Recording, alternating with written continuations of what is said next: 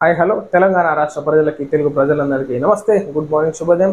ఈరోజు మన వరంగల్ వాయిస్ తెలుగు దినపత్రికలోని మెయిన్ ప్యాడ్స్ అండ్ వార్తా విశేషాలు ఎట్లా చూద్దాం. సో దయచేసి అందరూ వీడియోని మీ యొక్క సోషల్ మీడియా గ్రూప్స్లో షేర్ చేయవలసిందిగా కోరుతున్నాను.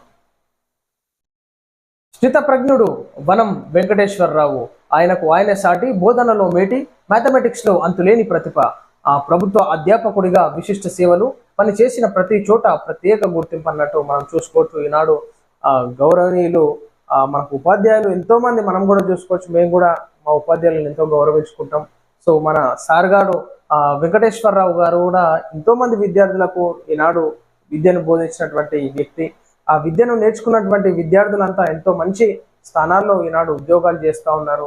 సో మంచి మంచి స్థానాల్లో వాళ్ళు కొలువై ఉన్నారు. కాబట్టి ఖచ్చితంగా మన ఉపాధ్యాయులని గుర్తించుకోవాలి. మన తల్లిదండ్రి తర్వాత మన జీవితంలో ఉన్నటువంటి మంచి స్టెప్స్ పైన, జీవితంలో ఉన్నటువంటి మన మంచి లైఫ్ని లీడ్ చేయడానికి మన ఉపాధ్యాయులే ముఖ్యం. కాబట్టి మనం ఖచ్చితంగా వాళ్ళందరినీ గౌరవించుకోవాలి. మనము 10 మందికి మన ఉపాధ్యాయుల గురించి చెప్పినప్పుడు వాళ్ళు ఎంత గౌరవిస్తారంటే, మనం ఒకసారి మాకు టీచర్స్ డే ఉన్నప్పుడు మేము స్పీచ్ చేయడం జరిగింది మా ఉపాధ్యాయుల గురించి. వాళ్ళ తర్వాత క్లాస్లకు పోయినాక ఎంతో సంతోషించినారు. అదే మా గురించి ఇంత మంచిగా చెప్పినారని చెప్పేసి వాళ్ళు సంతోషించినారు.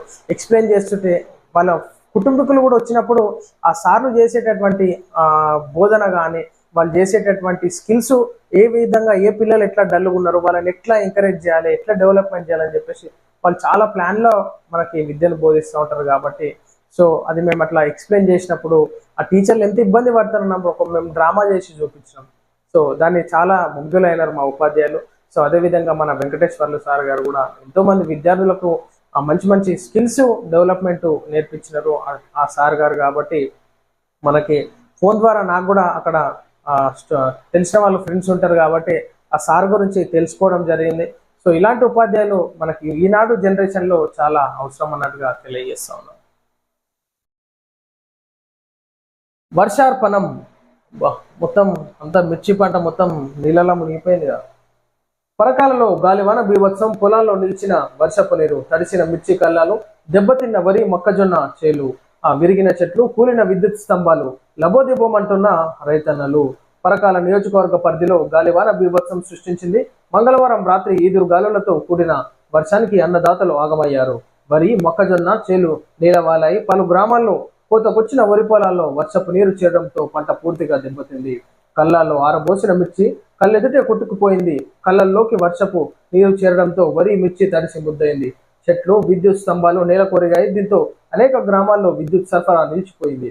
తీవ్రమైన గాలులకు ఇంటి పైకప్పు రేకులు ఎగిరిపోవడంతో నిలువ నీడ కరువైంది. విక్రయానికి సిద్ధంగా ఉంచిన వరి మిర్చి పూర్తిగా తడవడంతో రైతన్నలు లబోదిబోమంటున్నారు.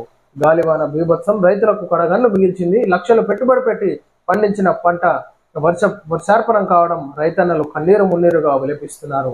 పంట పూర్తిగా కోల్పోయిన తమను ప్రభుత్వం ఆర్థిక సహాయం అందించి ఆదుకోవాలని అన్నదాతలు కోరుతున్నారు. ఎన్నిసార్లు రైతన్నలు ఇట్లా ఇబ్బంది పడుతున్నారు, వడగండ్ల వల్ల కానీ, వర్షపు నీళ్లతోని రైతన్నలు ఎంతో ఇబ్బంది పడుతున్నారు. కానీ ఈనాడు రాష్ట్ర ప్రభుత్వానికి చెల్లం ఉండదు.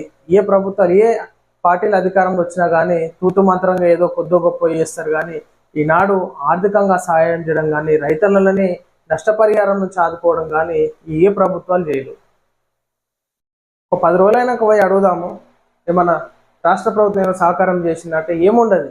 వస్తారు, చూస్తారు, ఫోటోలు దిగుతారు, కథం అయిపోయింది. ఇక దుఃఖం బంద్ ఆడికే. ఇక మనమేమనుకోవాలి, ఎంతగానో ఇచ్చిరో అనుకోవాలి ఇక రైతులకి.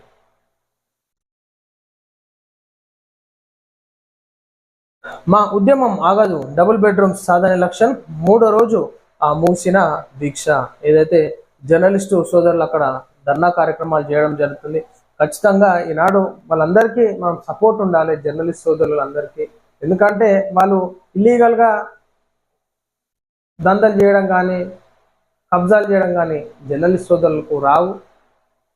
కొంతమంది అవినీతి పరులైనటువంటి జర్నలిస్టులు కొంతమంది ఉండొచ్చు, కానీ వాళ్ళు కూడా ఈనాడు మొత్తం సెటరైట్ అయినారు. కాబట్టి ఖచ్చితంగా రాష్ట్ర ప్రభుత్వం ఆదుకోవాలి జర్నలిస్టు సోదరులని. ఈనాడు రాష్ట్ర ప్రభుత్వం తీసుకున్న నిర్ణయాలు కానీ, రాష్ట్ర ప్రభుత్వం చేసేటటువంటి కార్యక్రమాలు కానీ ప్రతి ఒక్కటి ప్రజలకు చేరవేస్తూ అహర్నిశలు కృషి చేస్తూ ఉంటారు. కాబట్టి జర్నలిస్ట్ సోదరులపై డబుల్ బెడ్రూమ్ ఖచ్చితంగా ఇవ్వాల్సిందే రాష్ట్ర ప్రభుత్వం. లేదంటే జర్నలిస్టుల వల్లనే గుణపాఠం చెప్పాల్సి వస్తుంది మీకు.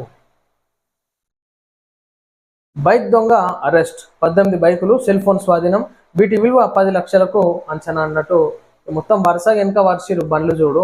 18 బైకులు అంటే ఏంది ఆషామాషి 18 బైకులని చోరీ చేసిన వ్యక్తి మంచి గుసబెట్టిరుగా ముంగటిగా.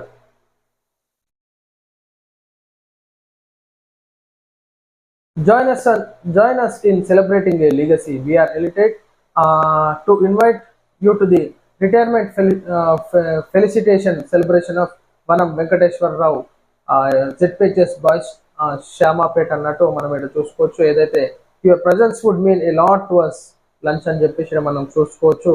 అయితే సార్ గారి రిటైర్మెంట్ ఉంది కార్యక్రమం ఉందో, ఏదైతే మనం వెంకటేశ్వరరావు గారి గురించి ఇప్పటికి ఇక్కడ చెప్పుకున్నాం కాబట్టి ఈ సార్ గారి గురించి, సో తన యొక్క రిటైర్మెంట్ ఉంది. ఖచ్చితంగా మరి ఉన్నటువంటి విద్యార్థులు, తన ద్వారా ఎంతో మంది విద్యార్థులు ఈనాడు మంచి పొజిషన్లలో ఉండరు కాబట్టి ఈ యొక్క ప్రోగ్రామ్కి అటెండ్ అయ్యి సార్ గారిని మనం గౌరవించుకోవాల్సిందిగా కోరుతాం. సో ఇది ప్రజలారా మనం చూస్తాం ఈరోజు వరంగల్ వాయిస్ తెలుగు దినపత్రికలోని మెయిన్ ప్యాడ్స్ అండ్ వార్తా విశేషాలు. అందరికీ సెలవు, నమస్తే.